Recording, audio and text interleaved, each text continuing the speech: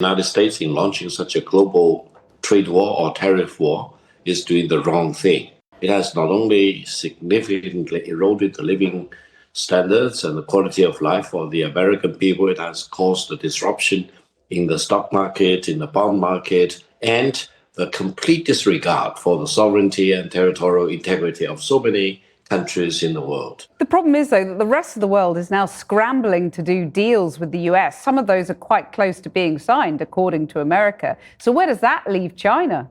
Well, if you hold a gun at the head of anyone, most people will panic and will be desperate and probably will do what you command or dictate for them to do. But whether they are willing to do that, whether they really respect your authority or control, that's another thing. But the problem is that in this scenario, to use your metaphor, the US has the bigger gun. And so China ends up having more to lose from this trade war, doesn't it? You know, it can't sustain the loss of 15% of its export market, i.e. what you export to the US. Not at all. China is fully prepared to fight to the very end because the world is big enough that the United States is not the totality of the market in the world.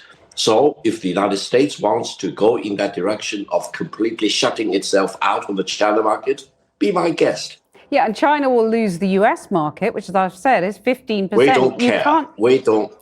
We don't care. China has been here for 5,000 years. Most of the time, there was no United States, and we survived. And if the United States wants to bully China, we will deal with the situation without the United States. And we expect to survive for another 5,000 years. I mean, I wonder how aggressive China might be in trying to peel away the EU, the UK, Australia, peel these countries away from their deals with the US. We do not want to separate other countries from each other, but it is true that EU is talking to China.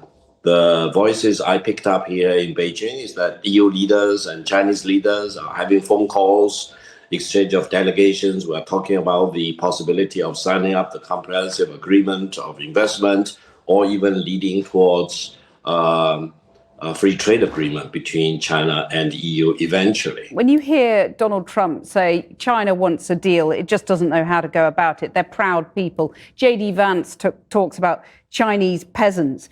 What do you make of their conduct in this respect? If J.D. Vance thinks that he's dealing with the peasants in China, and I'm proud to be a descendant of the peasants. Most of us are descendants of the peasants anyway. That's our tradition. We are farmers before, but now we are one of the leading industrialized economies in the world. So I'm sorry, J.D. Vance doesn't know what he's talking about. And therefore, I don't think there will be China-US dialogue unless the United States changes its attitude towards China. Deal with China as it is. Show respect to China, show respect to the Chinese people, and don't try to impose your prejudice and biased view about China or about the rest of the world. We will not buy that kind of prejudice or discrimination from the United States. No, we will never buy that story. To hear